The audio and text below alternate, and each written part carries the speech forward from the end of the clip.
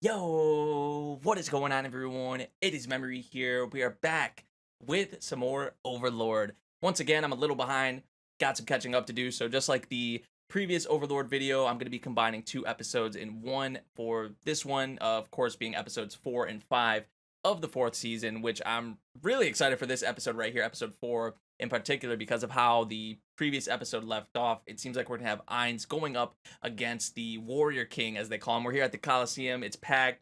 Ainz made like a surprise appearance, and I'm pretty sure none of us are really worried about Ainz. Like, he's probably gonna body him, but I'm also curious to see like his purpose for showing up here. Like this, how he got here in the first place or showed up like this anyway. Because Ainz isn't just here to fight. There has to be some kind of other reasoning for why he is here and why he's doing this. So we're probably going to see that in this episode, I would imagine. I'd hope we see that. But also how we're going to move on from this as well, like with Jerkniv and the Elders and all of that. A lot of moving pieces, of course, in this world, in this series of Overlord. So yeah, we're not going to waste any more time because I'm already, like I said, quite behind. So let's hop into episode 4 here, everyone, and see what we're going to have with it. We're going to get started in 3, 2, 1, go. Yeah, it is jam-packed. And the surprise appearance, Jerkniv's reaction, man. Oh, this is when the Warrior King came out, yeah. Okay, so we're going back to when Albedo left for the kingdom, right? For the we saw what happened there with Philip and all that.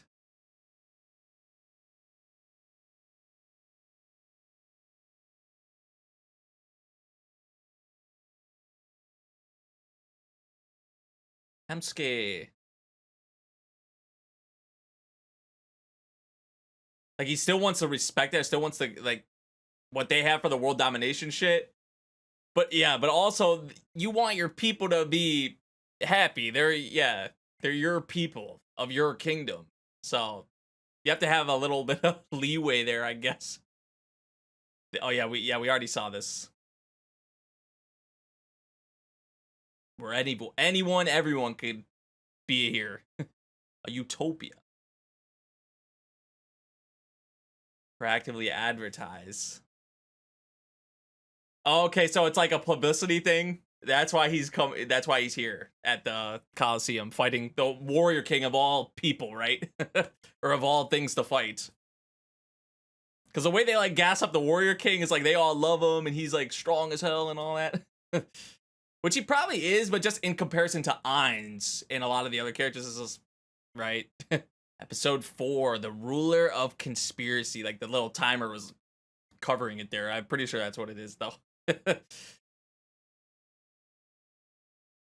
Imperial capital, our winter. So they're gonna take us back, I'm assuming, yeah, before he actually showed up here.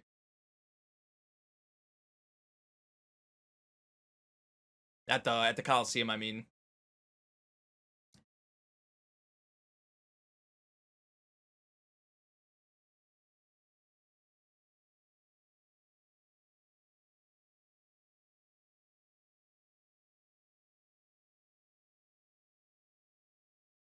Little undercover operation.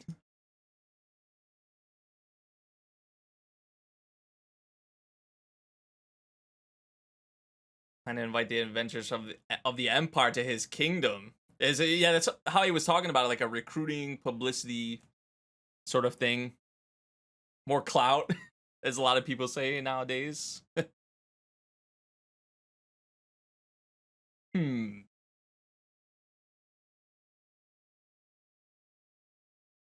Because he most of the time gets the greatest responses, right? Everyone's like, "Yeah, that sounds great, Ainz. Only Ainz can think of something like that or do something like that." So to get another side for once.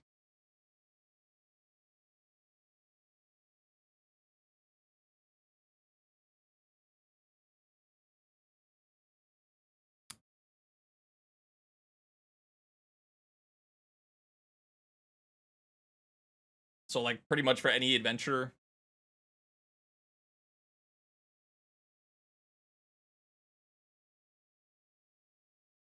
Gather and raise adventures from the start.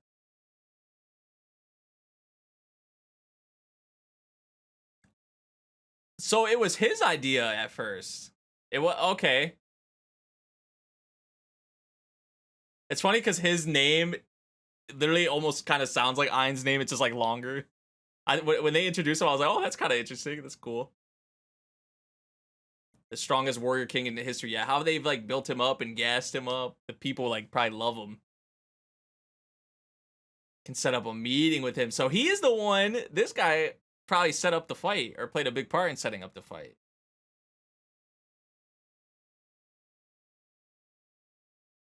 It's like a oh, it's like a fight promoter. Okay.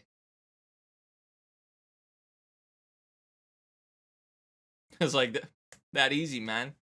I like how this guy works.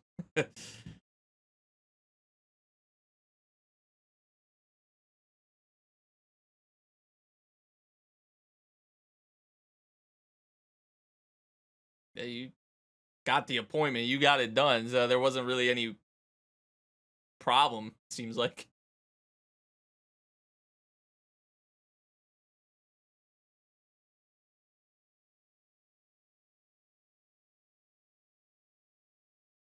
And just warps him back. How does that feel, man? It's probably the first time something like that has ever happened to him. Fluter. Seeing Fluter. Oh, there he is. Yep. Now they brought him up before this season already, but we didn't see him. There he is.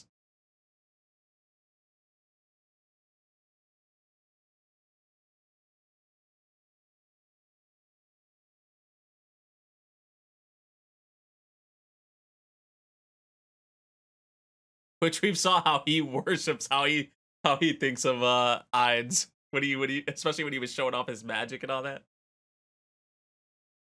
Yeah, see like his reaction, he's like, like, oh my god.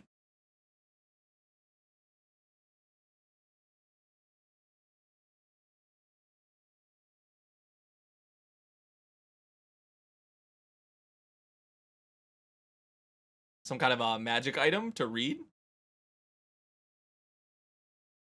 The most magical sounding book. It's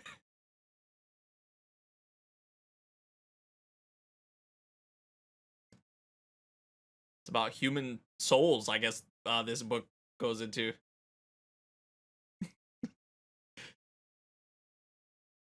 He picked the right book, right?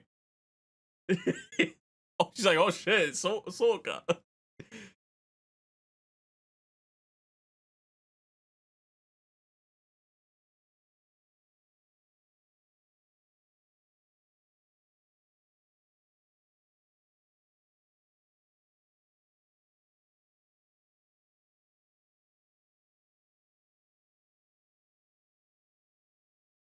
Information on the Warrior King.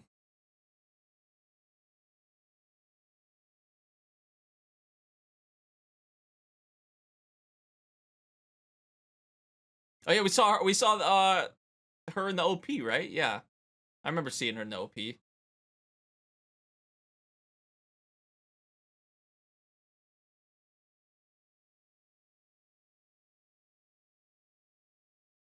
Was this the meeting place for the promoter? Oh, you saw him in the OP too, I think, yeah.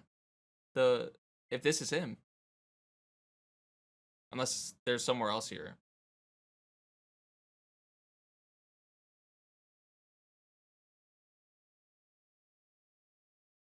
Runes. Elden Ring. Did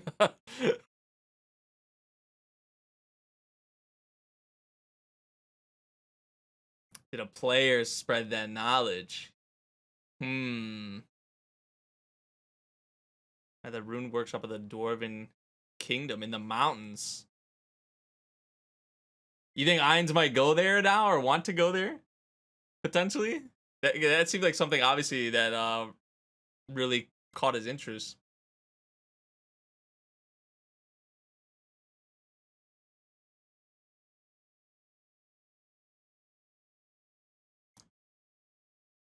Osk, the humble merchant.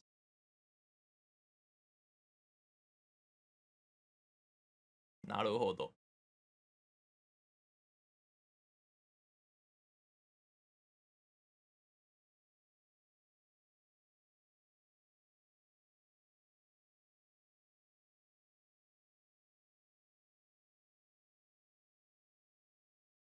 I am. So what? But yeah, that is probably to them. It sounds like pretty like the ruler just coming out to fight someone like that at the Coliseum. The Warrior King is. Don't you got other better things to do? But he has a plan here for doing this. So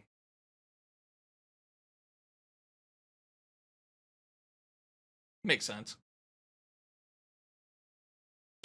Did you really do? Yeah, solo tori.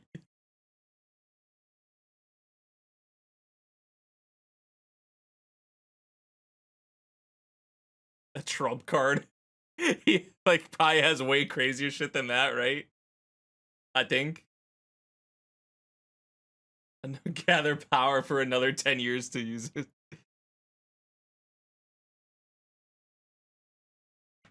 He can't use his trump card for 10 years.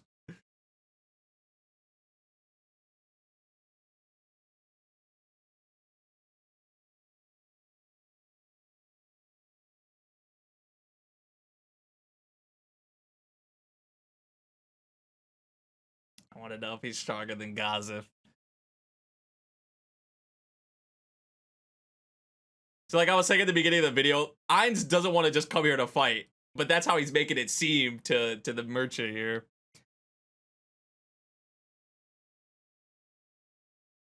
Fight only using weapons and no magic. He probably still bodies him.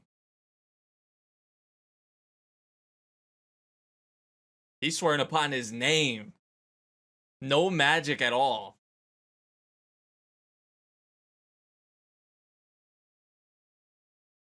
Nani. Just a little head tilt.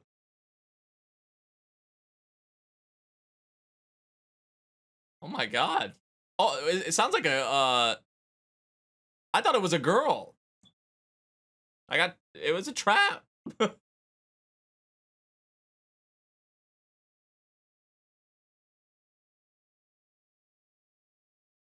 Oh, we see who he's into. If you keep that up, I'm out of here. And now, okay, so I like how they did that. How they're showing all this before the actual fight. How it even got to the point we saw at the end of the previous episode.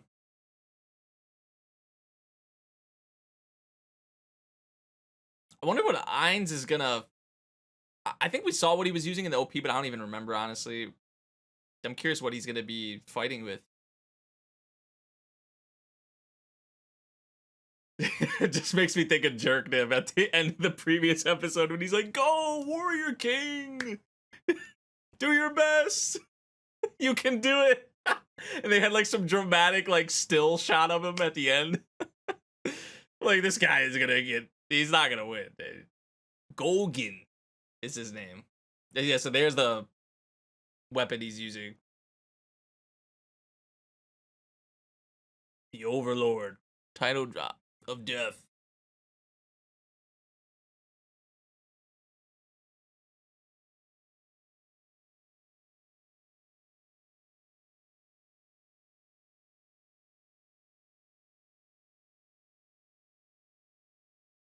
Respect.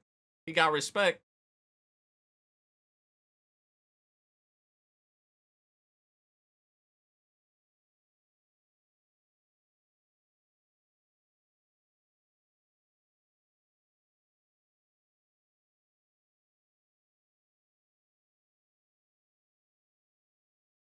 Okay.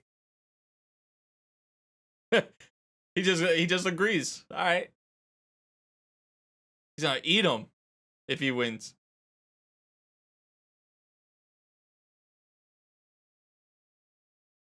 Is that what he's been like searching for? Is that how his shit works?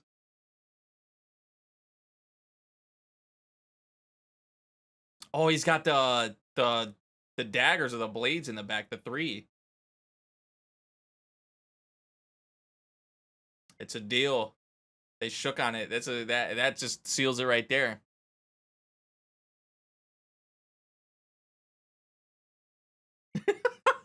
He just keeps looking over at Jerknim. All right, here we go. Here we go, though.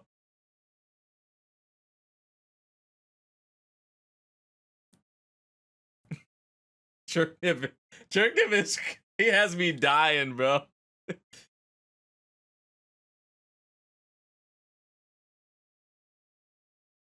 Yo. Okay. Oh, okay, Ainz. Okay, without the magic too, though.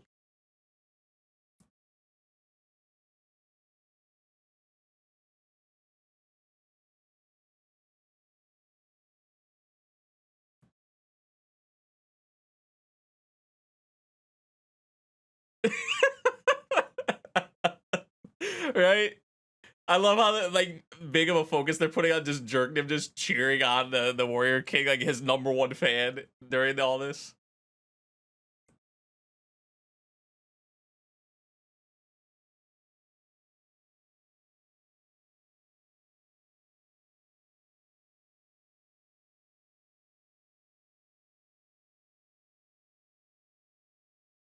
Yeah, he's just walking towards them. Look.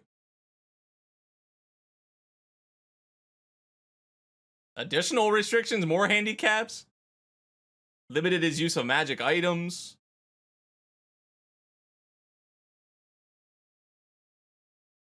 Aren't those I thought those looked familiar. I was waiting until he took them out, but those are like Clementines, right? I'm pretty sure. Oh, he came in low. Oh shit. Damn, I figured they were gonna go in with this from the OP cut, the little OP shot we saw this, but man.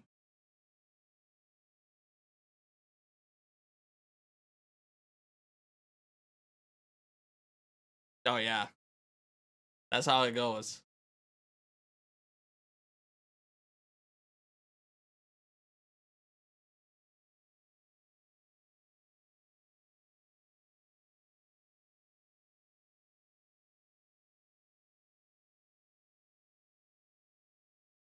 He gonna do it.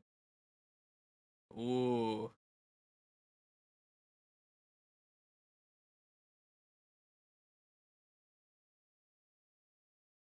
If it just like fell over. I'm done. Hey, you gotta respect it. That's it. This might be it.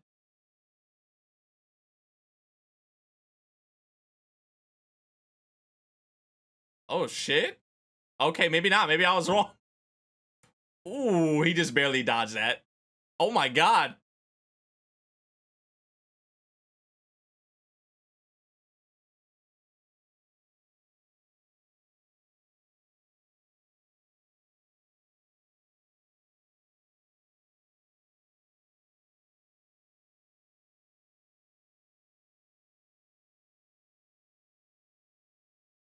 He only got one now in his hand. And here he is just walking towards him again, bro.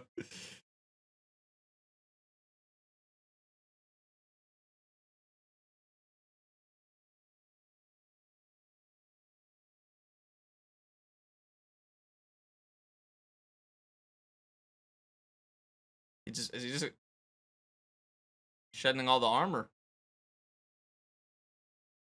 I thought he was actually gonna like fall over like I was saying earlier. Is he just gonna just be like, I'm done?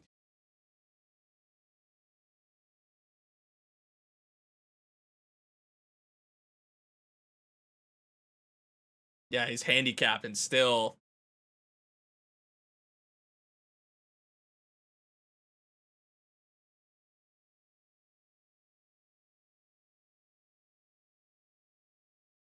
I don't even know if it's probably compared to most, he's not actually weak.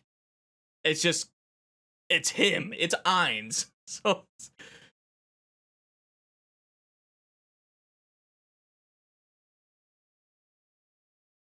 yeah. That's what they always say, right? As tough as you think that you are, there's always someone smarter. There's always someone stronger.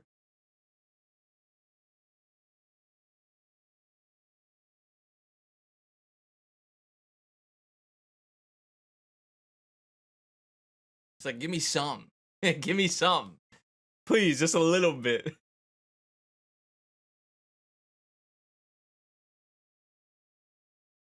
Was that like a nerf he was kind of putting on himself? He just like removed, I guess.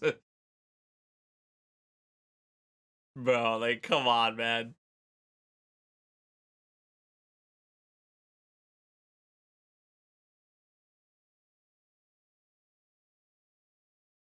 Ido.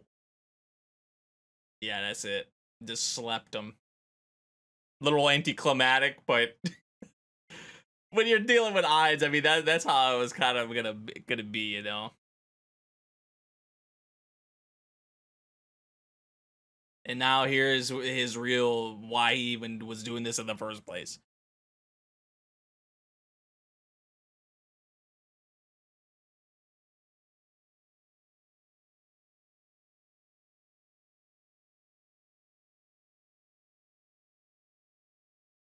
You'll have me protecting you. Like I'm the leader. Like y'all have nothing to really worry about. Y'all can just do your thing as adventurers under me. What you would normally do. And he's gonna give them resources. They'll probably get stronger. I mean, hell yeah.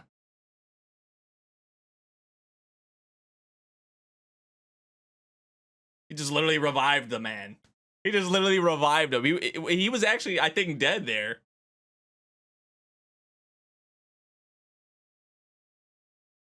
If that ain't a great pitch right there, I mean, I don't know. He came here and fought the Warrior King, who to them is like some crazy shit. And then just, yeah, that as expected of you. He was hearing you the whole time, Jerk.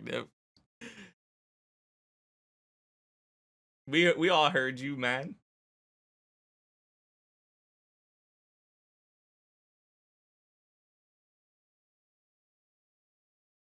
The I, no, the Empire. Yeah, look at him. Look at his face.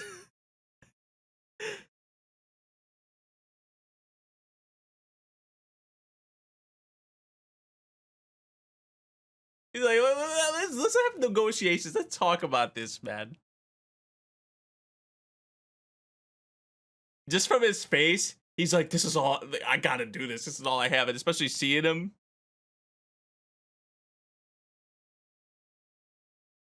This is probably his best move, though, that he could make, right? For sure.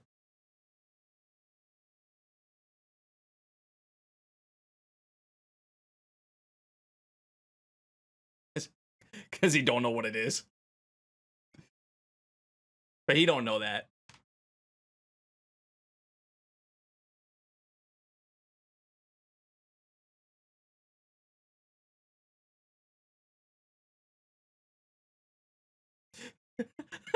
That is kind of what it was, though. It's like, what is that? A vassal state.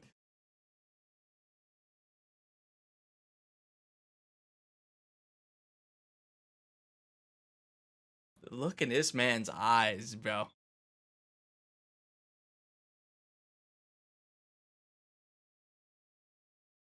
This is his the sun. This is his ray of hope right there. His Ainz and being under him. His but that would be crazy, right? The Empire, like a vassal state, or under the. I don't know if would they technically be under the Sorcerer Kingdom then. That's how it sounded. That's kind of what I get from it. But the fight went just about honestly as you would expect it, with Ainz going up against the Warrior King. Even though he had, it seemed like he was nerfed. He was very heavily nerfed. It was a handicap. He's still. There really was never a worry, even though Ainz was saying what he was saying, and maybe that could have been true. Like luck was on his side and all that, or he was just trying to make it seem that way to jerk given the others because he can't make him, make himself seem like all like that. But really, the real reason he was here, which a lot of the episode spent a focus on, was what led up to even him showing up here to this point, and kind of what the purpose was for him being here. So yeah, which like I said, that was a great kind of pitch, to come in here into the Coliseum, beat the Warrior King in that fashion, in that way, and then just even what he was saying to them, it sounds really great to the potential adventurers, even if they're just starting out. For a lot of people, I'm sure there's going to be a lot of interest in that, and probably a lot of new faces, a lot of new people coming around, and it would be pretty good to be under the Sorcerer Kingdom right now with how things are going, that's for sure. So yeah, I liked what we had with this episode. just from the beginning part of it, how they went back and actually showed what led up to this point, whose idea it even was in the first place. It wasn't even actually Ainz's idea, or maybe someone else we weren't like would have expected it would have been like an idea from, but it wasn't. It was Ainz, which I kind of like him, honestly, from what we've had with him so far in this fourth season. Nothing like too crazy, but yeah, it was his idea and he made it happen. So without him, who knows? Ainz isn't probably able to do this, or he has to go maybe through other measures or something along those lines. So yeah, and then like the fight itself, there was some really nice cuts in there, some nice moments, which I think I talked about this before, but from the OP, I was like, okay, it seems like they're kind of gonna go in a little bit with this fight, and they did. It was very impressive, I would say. I think they really nailed like just how fast the fluidity of some of Ainz's movements, just how quick he was moving, and then they brought back like the Clementine's weapons. That was a cool little, a neat little touch they added in there. So I did like that. I was curious what he was actually going to fight with, or how what we were going to see if he wasn't using any magic or anything like that. He had restricted some of his magical items. He was still using some, right? And still using some other things, but yeah, he still came out on top of it and got the message out. So yeah, solid episode. I enjoyed what we had with it for sure. I'd probably maybe say actually my favorite episode so far of this fourth season, but I've been enjoying it just overall as a whole. So yeah, we're gonna hop right into episode 5, not waste any time, everyone. So yeah, let's transition. So like I said, we're moving on to episode 5 now of Overlord season 4. We're gonna hop right into it in 3, 2, 1, go. Hey, I've been asking for it. Y'all know, I'm sure a lot of you guys have been asking for it too. Like, when is Demiurge gonna be back? Here he is. He's back. I love what he did there with the tie too, getting all, make sure he's all nice and good. Albedo's back too. He's out. Yeah, we've been seeing what he's been doing.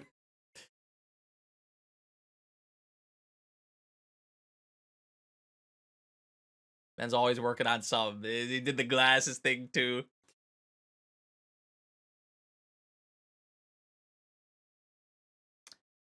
A truly faithful servant. I feel like that truly should have been like italicized or something. They're really stressed.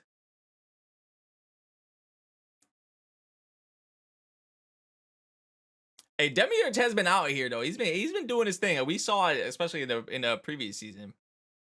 The Dwarven Kingdom. Okay, so he is actually going there. It caught his interest in the previous episode when they like brought it up or whatever in the runes and whatnot. So that's gonna be cool to see a new area. Yeah, of course.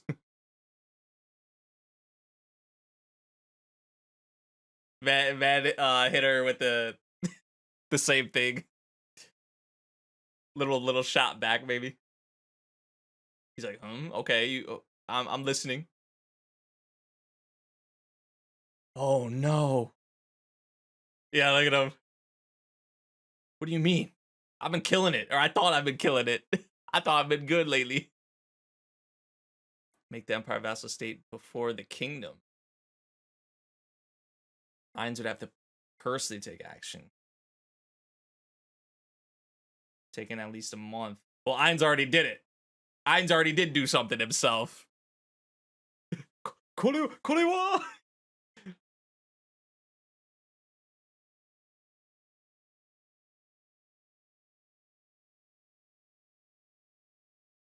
Well, Demiurge was saying like Ainz would have to do it himself, and he said a month. Like the little blush there took 3 days. Jeez, he did that all in 3 days, bro. I'm not even surprised.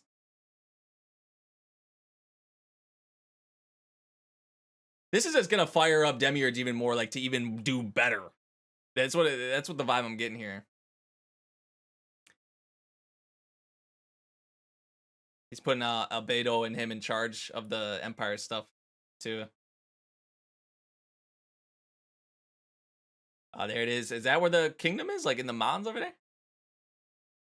Hey, okay. Oh, Shalltear's here too. Oh, let's go. I was assuming we were gonna see her soon too. We're seeing a lot of people back though, right? The Lizard Men, Kakutas, Shalltear. You love to see it. Hell yeah. Because we saw Shalltear in the OP, so she had to be coming soon because we haven't saw her in the first 4 episodes. So yeah. So this is probably a new arc, I would assume. So like the 4th episode ended an arc. Episode 5, In Pursuit of the Land of Dwarves. New location. You know, that kind of stuff is always fun. I'm surprised how quickly we're hopping into it, though. Create a friendly relationship with them. The rune stuff they brought up in the previous episode. They got a lot there. Okay. This may be a very valuable trip. Diplomatic relationship, potentially, with them. He's have Aura and Gauthier with them, so he's not going totally alone. He'd be fine regardless, right? Oh, is that why he came here? He was ready to like just have an army go with him and shit. Let's not intimidate them too much. Zenburu. Familiar faces, of course. He was like the chieftain, right? Or like one of them.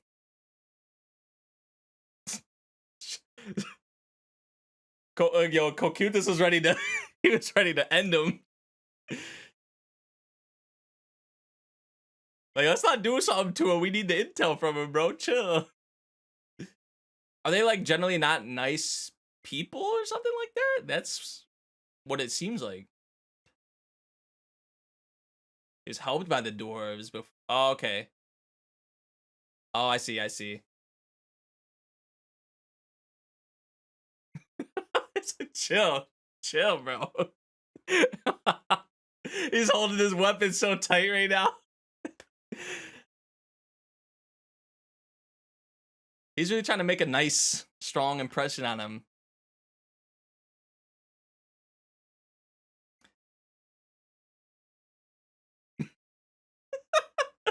Wait, what? He said use me as the seat. Yeah, I just thought he literally meant like just sit down somewhere in a chair, but he's like, you can use me. I insist. He's I'll take you up on that. Korewa. What the heck, bro? The comparison, bro.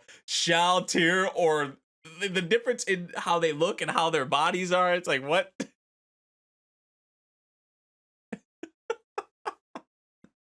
Oh my god, bro. This is great.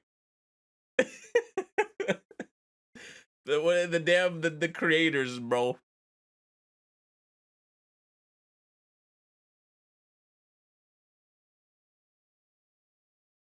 Man, we gonna get to see Gauthier in some action, judging from the OP.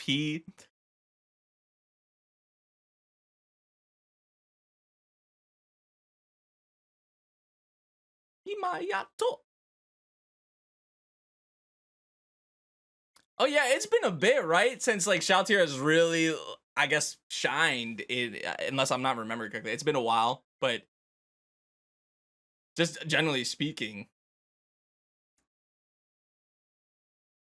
Aura the main bodyguard too. Ainz coming to Aura for that. That says a lot. But then also him putting Albedo and Demiurge in charge of the Empire stuff says how he trusts them too. True goal lies elsewhere.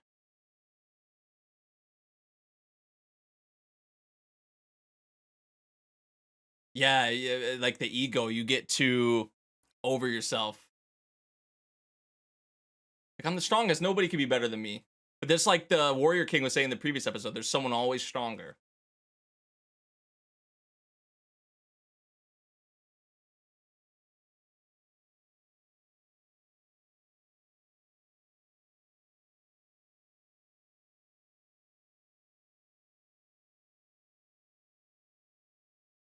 Manabu?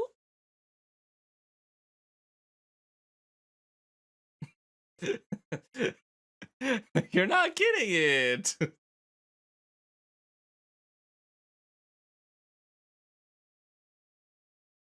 Yeah, that does make sense that the two of them. Oh my gosh, we're seeing all the familiar faces. I totally want one if she had more. I'm not gonna snatch your kid, but if you had more than one, yeah, then I might. Jeez. He said they're rares. But I was gonna say, like, it's cool, it makes sense why they're why it's Aura and Chautier, like while they're paired up and they march. Especially like with the creators and all that. Ah, see, I love shit like this, man. Just in like in series like Made in Abyss or other like isekai series when we're adventuring to like new places, especially when the world is just so like vast. Like this is just up in the mountains somewhere, bro.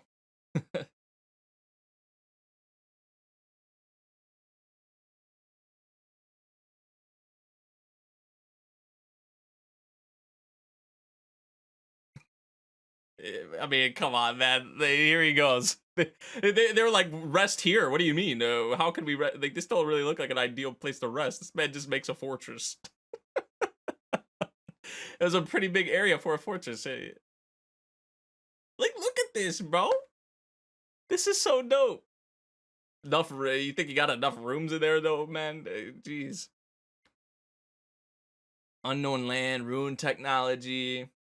That's the main thing he's really interested in. It seems like he was bringing up the weapons and the other things like that, but and he brought that up. Yeah, player potentially.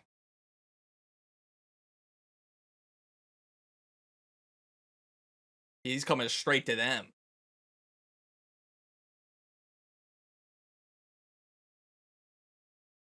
Demir's gonna be real fired up.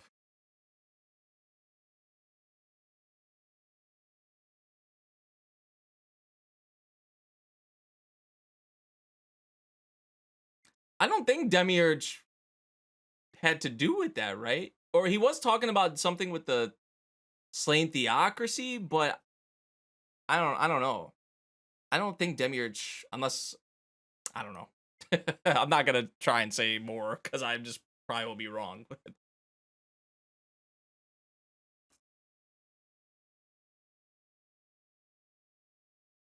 Recorded everything he has said and done. Should get like really into it. Maybe like too much. Maybe some things that aren't even important in there.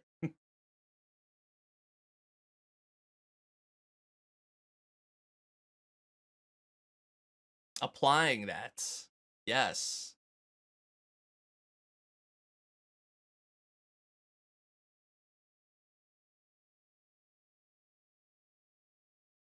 Or is it's like, I give up. Still offering advice though.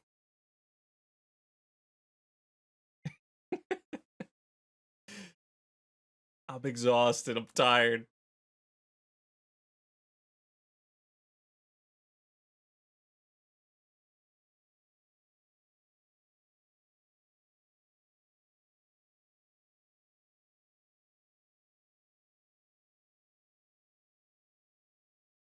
Next day. The entrance to the wait, the entrance to the kingdom is through here?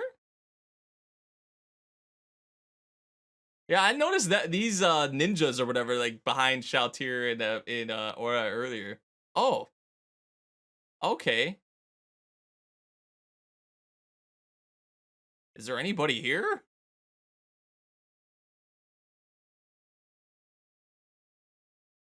Sounds of someone mining. This is a quick intel, bro. They got the intel like that.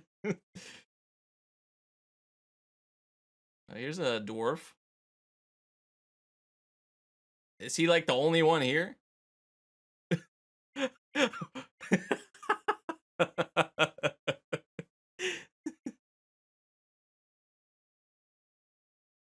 wasn't expecting anyone at all. Little does he know Ainz and Ainz is pulling up.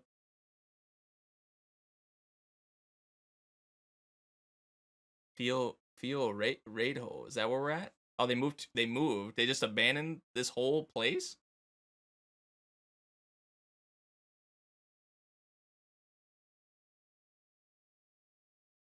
Little invisibility cloak.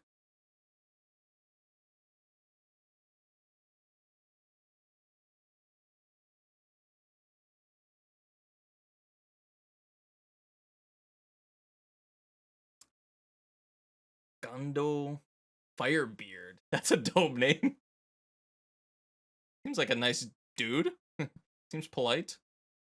Doesn't seem like an asshole. Yeah, I'll move to a city called Theogera.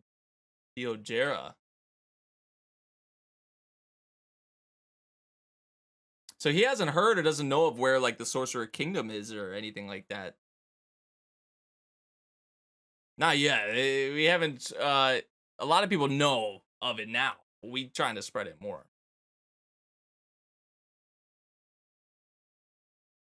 Huh?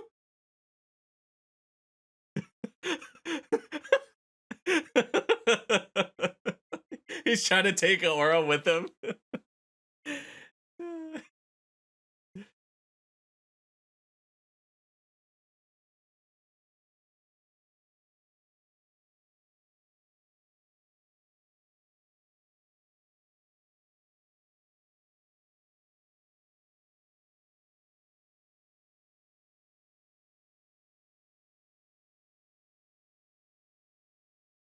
It's kind of his tone changed a little bit there. You notice? What do you want to know?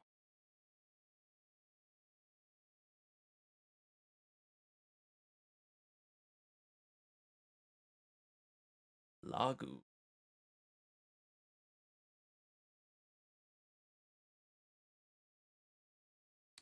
Magical weapons carved with runes.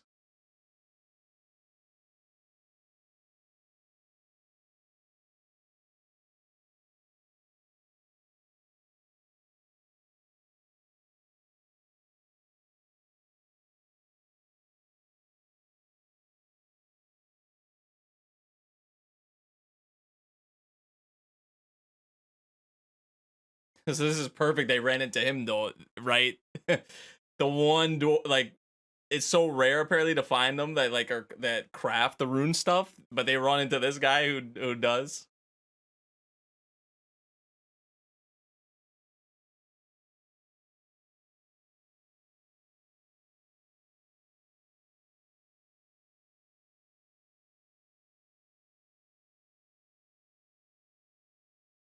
The traditional rune stuff. Okay.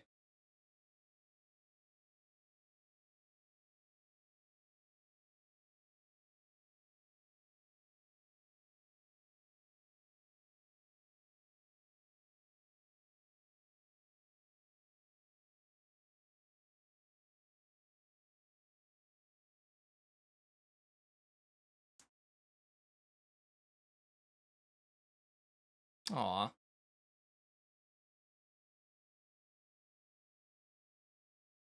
Hey, you're dealing with the right man here though, Ainz. Especially if he seems like he's passionate still about it. Ainz gonna take you to the top, man.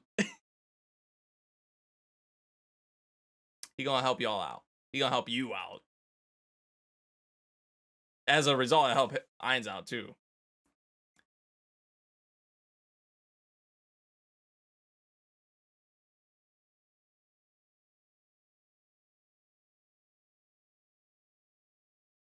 Exactly. Exactly.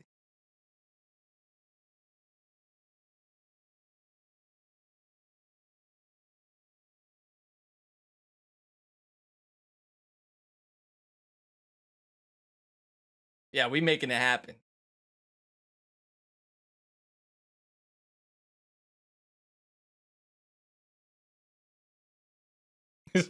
Dude, do I really have a choice? But he gets to do what he loves, what he's passionate about. And that shit's about to take off probably.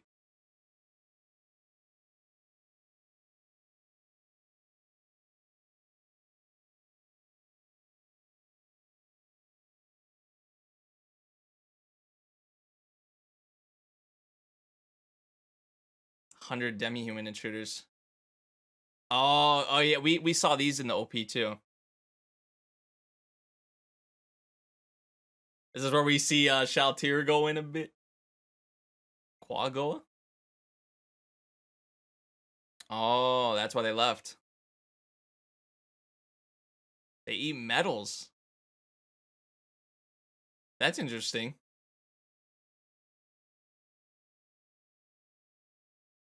Oh. See, I like that. Like, these are just little, like, mobs, but there's something like, I don't know, that sticks out or stands out kind of about them. Like they're pretty unique, just that they eat metal. I mean, I like that the details.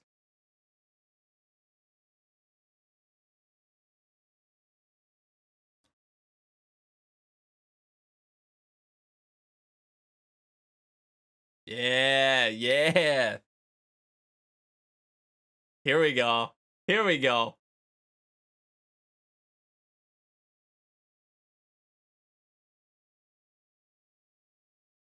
Yeah, they all just came. All of them, 100 of them, came out of there. Block it off.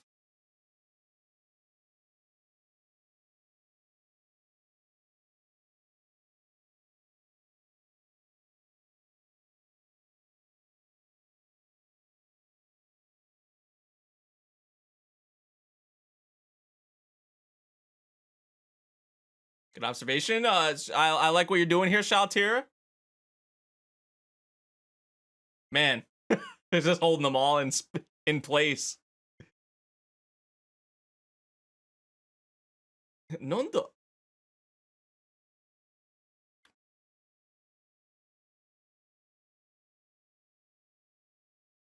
Mass holding everyone. All of them.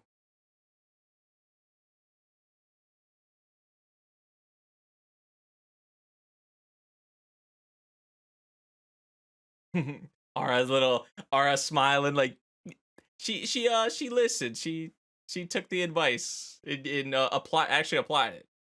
She was good there.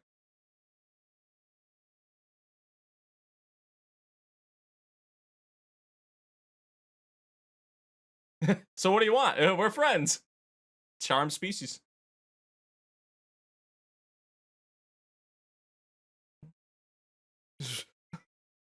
I'll kill you. She's my master. Just going along with it. She's like, I'll kill you.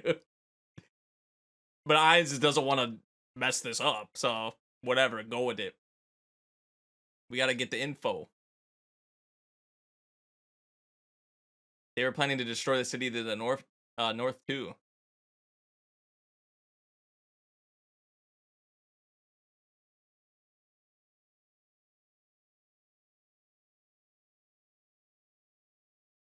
Found a route that'll bypass the Great Chasm.